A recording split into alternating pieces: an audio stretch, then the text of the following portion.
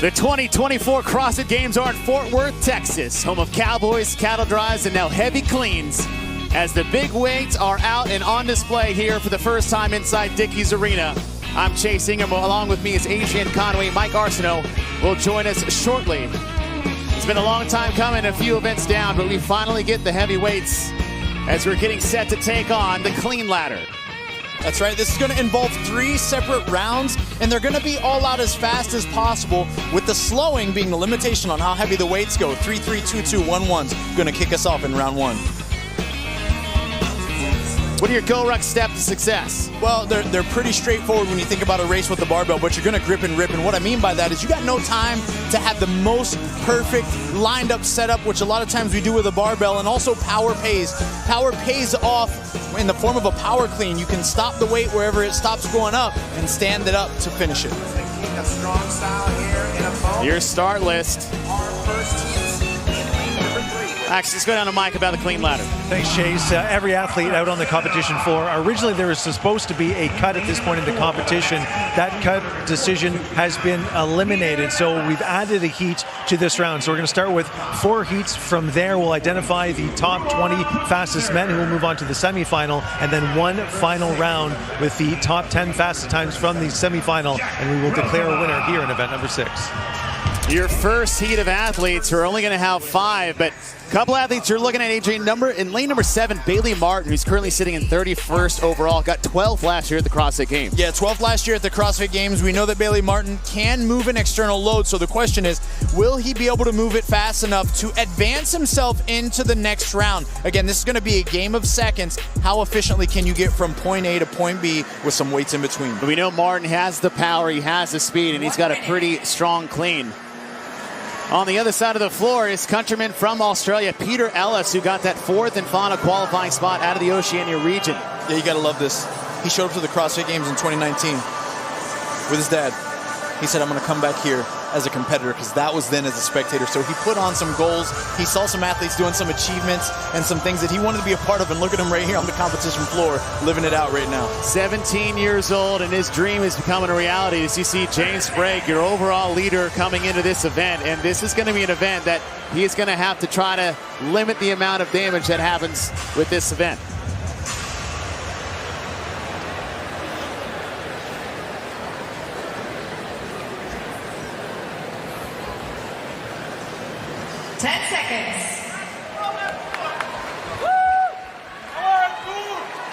Stand by.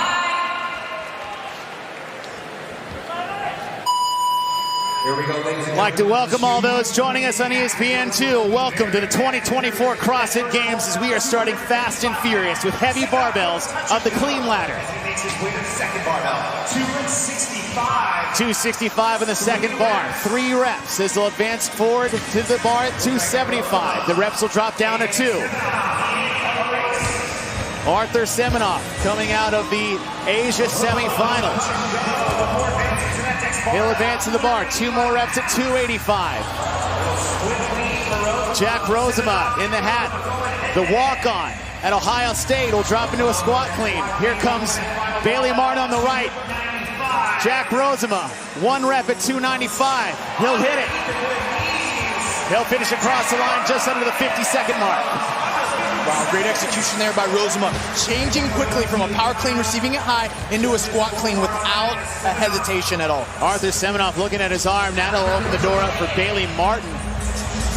Bailey Martin will hit 295. Now what's wild to see here, Agent, is that we know all these athletes have a max clean north of about 330 to 340, and they're squat cleaning a 295-pound barbell, just to show you the fatigue element that may have not been, at least on our side, accounted for coming into this event. No doubt about it. You can be as prepared as you want to be, but when you step into the arena and go through this test, one that accumulates so much work over the first 3 days, these athletes find themselves in a state of fatigue that's very foreign. Final athlete across the finish line with Peter Ellis, and Jack Rosema is set the time to beat. We'll have 4 heats of this clean ladder, and what's exciting is not just the race we have on the floor, but this is a bracket-style elimination event. Yeah, so it's one thing, Chase, you nailed it. You can't just be aware of what's going on to your left and your right. You're racing the clock. Rosema had a clean execution from start to finish with the touch and goes in the form of a power clean early, and then a very fast and sequential squat clean late without hesitation. Clean ladder, round number 1. 3 reps at 260, 255 and 265. Then we'll drop to 2s at 275 and 285 and one final barbell at 295. 2-minute cap for this event. It's fast, it's furious, and it's heavier than we had expected for the first round. Your athletes in heat number 2. Austin Hatfield, who's sitting in lane number 8, got himself a second place finish in Chad earlier today, which, let's not forget, folks, if you're just joining us, they had an event this morning that had 1,000 box step-ups before they even got to this. 1,000 box step-ups, Austin Hatfield being one of the shorter statured athletes in the field. We did not see that coming. That was a huge delivery for him in regards to accumulating points. And by the way, Chase, he's got a clean of 400 pounds. Not a bad thing to have in your back pocket when it comes to a clean ladder starting at 255. On the other side of the floor, Alexander Caron from Canada. Listed max of 355, so well above the starting weight, 100 pounds more than the first barbell. Yeah, it's going to show no problem for Caron. Caron, one of those athletes that has been a vet in our sport for a while. It's just really good to see him healthy on the competition floor, being able to show his best. Last year he had to bow out with a bit of a pec injury as a limitation, so it's great to see these athletes be able to bring their dream to the competition floor. Adrian, what are your go-ruck steps to success for this event? The first one we saw it play out in heat 1, it's grip and rip. What that means is you got no time for a formal setup. You got to know where you're going with your hands and move the weight. And then the second's going to be the power pays. We saw it early.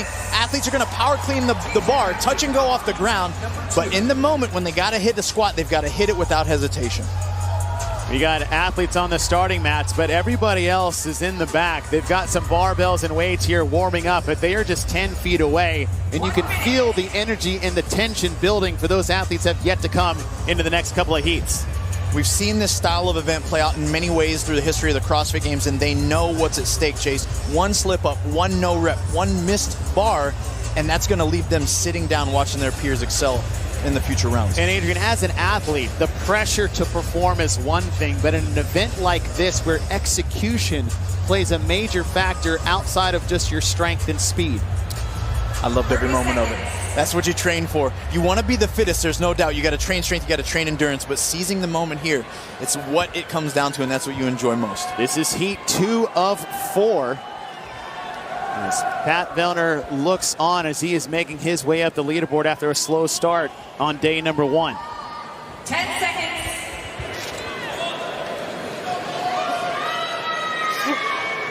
Stand by.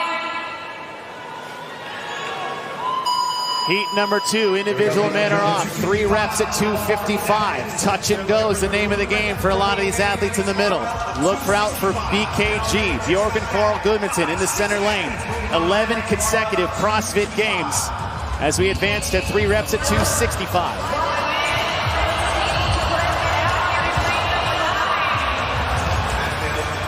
And Adrian, you're talking about execution, and I think Austin Hatfield ran to the wrong bar. Austin Hatfield's on the right side of your screen in the green tank top. He has a 400-pound clean, ran to the wrong barbell, and he said every second counts in an event like this. And that's what you hate to see. He's got a listed clean at 400 pounds, so he's playing with a lot of energy reserve in the tank, but it's seizing the moment again and knowing exactly how to execute. 2-horse race to the last bar. Hatfield, Marins, Caron, and Hatfield comes back and takes the heat. Oh my goodness. Shows you the power and strength with that 400-pound clean. Went to the wrong bar, ran back, and still won the heat.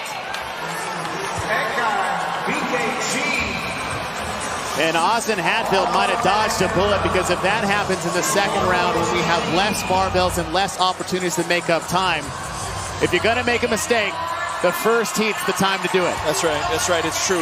He's got a little bit more margin for error here. Coming to the wrong bar when the weights are heavy, it's going to be even more of a costly effect. Cole Sager.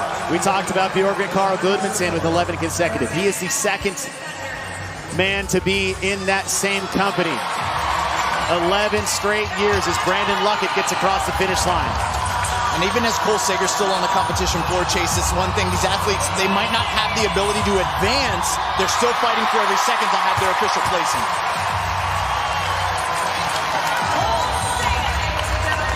Austin Hatfield takes the heat and dodges the big bullet because we know as the weights get heavier, he's going to be more and more dangerous as we go from round to round.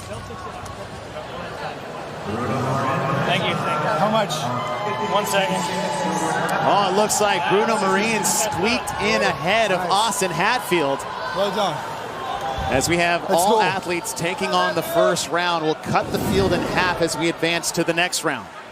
Look at Austin Hatfield and Bruno Marins on the right side of your screen. Yeah, look at him. It came down to a split second. If you watch Marins on the right, Hatfield executes a clean, but it's Marins that makes the step. And we got those chip timers on our ankles, boys. You got to be vets in the game to know which foot is going to cross the line first. Where's the chip timer, and how do you get it across the finish line first? Bruno Marins put his chip timer ankle first. That's that left where leg, Austin baby. Hatfield did not. Bruno Marins takes the heat 52.83 as Austin Hatfield gets 53.05. The best time we saw is actually still in the previous heat at 50 seconds. And that's where these athletes got to keep in mind. They're racing the clock. They're racing the clock. Heat 2 down, heat 3 getting set to take on round 1 of our clean ladder. 2 sets of 3, 255, 265, 2 sets of 2, 275, 85, and that final bar at 295. Your heat 3 lane assignments. Couple athletes you're keeping your eye on are 2 athletes in the middle. You have Kalian Souza out of Brazil, who is actually having a pretty good weekend so far. Yeah, he finished 32nd last year, Chase, so his momentum is going in the right direction as we sit right now. And Kalian is also a level 1 coach, so he's not just a full-time athlete, man. He's one of those people out there guiding others through their journey in fitness and health and trying them navigate. He might be out here executing at a very high elite level, but that's just not all what he's only about. And right next to him is Chris Ibarra, who is a rookie here at the CrossFit Games, took 6th place in the Northwest semifinal, the West Coast Classic, to make his first opportunity here at the CrossFit Games. He did that in fashion of a very well-rounded performance. One of the hits on Chris is that he only has a listed clean at 315. So does that create a limitation here as these barbells get heavier, especially at 295, which is close to that 315 as a 1 rep max? Harry Lightfoot, another rookie coming out of the European semifinal on the French Throwdown, played rugby until he found CrossFit and decided to stick around to get a little bit fitter. We see that also often. Former athletes finding CrossFit, finding community, finding the competitive nature, and of course the physicality of it all, and they fall in love, and a lot of them just stay put for the long term. 10 seconds.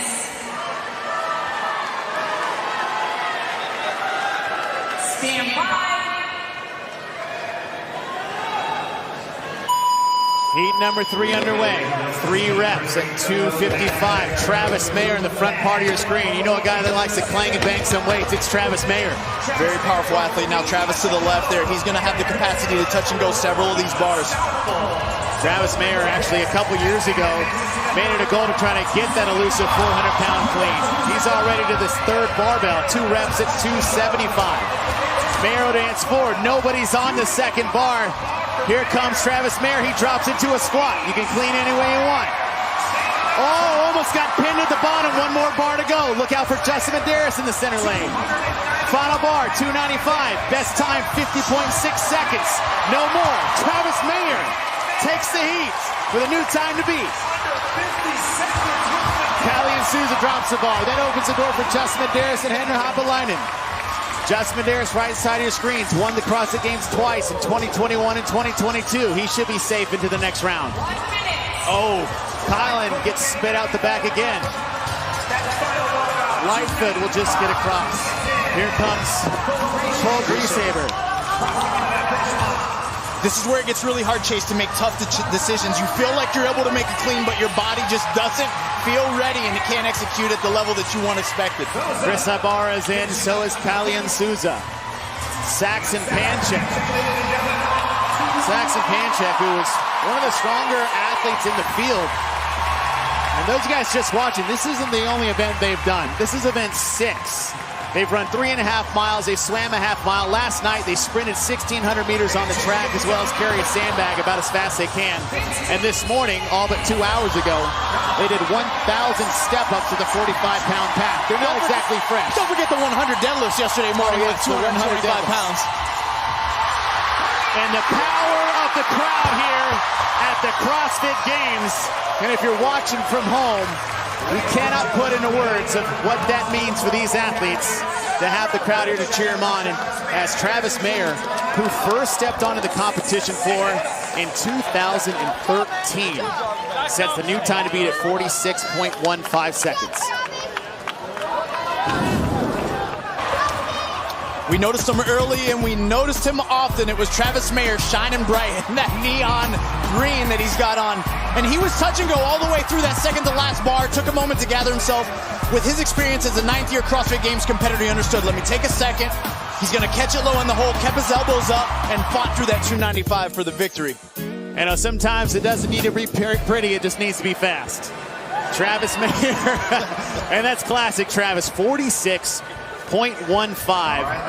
is the new time to beat Justin Medeiros. That actually might be the second fastest time outside of the 50.6 that we saw in the first heat by Jack Rosema. We still have one heat left to go, as we'll find out what 20 athletes will be moving on. We're cutting the field after this first round of 20. Same thing, 2 rounds of 3, 2 rounds of 2, and a final rep at 295. Weight starting at 255, going up 10 pounds per round. Chase, this is going to be the one. This is that heat that we got to keep our eyes out. These are the top athletes so far, and there's going to be some outliers here. Even the leader, James Sprigg, is someone that we have to consider. How well does he respond to the load? But in regards to the steps to success, if they want it, they got to go grip and rip, and that means they don't have time to set up and think about these reps. They've got to know and hit it with confidence, and power pays. If athletes can receive it high throughout this whole first wave, they're going to have a significant advantage against the field. Your starting athletes, James Sprague, your current overall leader by 15 points over the man over his left shoulder, Roman Krennikov. Your lane assignments for this fourth and final heat before we cut down to 20. You talked about power. Well, then my eye goes to lane 2, Dallin Pepper. He's got a lot of power. Dallin coming in as the fittest American male last year, 2023. He is one of the younger competitors, but he's got a background in football. He played baseball in high school. He is a 3-time Teen Games champ. He knows what it means to answer the call when the pressure is the heaviest. He's going to have a great chance to score very high points on this particular event. And a man that is just surging up the leaderboard after the first event, it is Pat Vellner, 9-time CrossFit Games competitor, has finished second 3 times in his career, but he is going to try to get on top of that podium for the first time. That's right. We've seen Pat have some falters when it comes to finishing overhead in a barbell ladder, but this is just a clean. Get it to the front rack, stand it up. I like his chances to end up pretty well here. Fourth and final heat underway. James Sprague in the red shorts in the center part of your screen is your overall leader after 5 scored events. But the question is, can he survive it and at least get to the second round? Already fall behind the pack.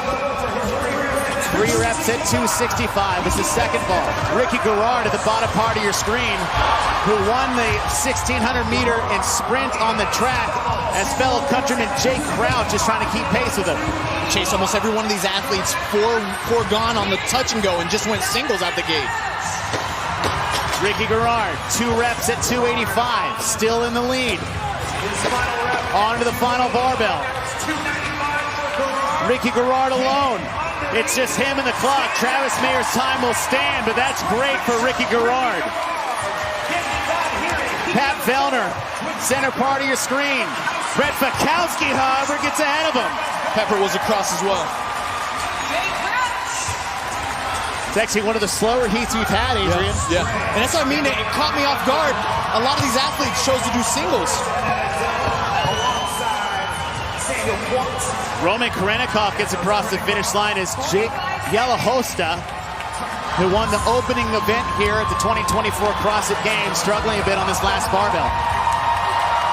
Now, Yelahosta has a lot of strength, but this is the one area where he has some room to grow. That's right. We know fitness has a compromise, so when you excel at something at an extraordinary level, there's going to be a compromise in your capacity at certain other things. For Yella, it's his strength. And Ricky Garrard, who we saw laboring quite extensively during the chat event in those 1,000-meter step-ups, has had a good bounce back, at least here in the first round on the clean ladder. Yeah, it's great to even have him on the competition floor after the way that we saw him moving in Chad. So to see that he's able to rebound and come out and do some squat cleans is a great thing. We talked, a lot of athletes chose singles, but it was Ricky Garrard here in lane 1 that actually came out with some very smooth touch and go reps. I mean, he touched it to the ground, then reset before his next rep. Here's an example of a small set of singles here at 275. And then he felt very prepared to step to the 295 bar. No hesitation, hands on. Ricky up and under that load, smooth in the squat from the bottom.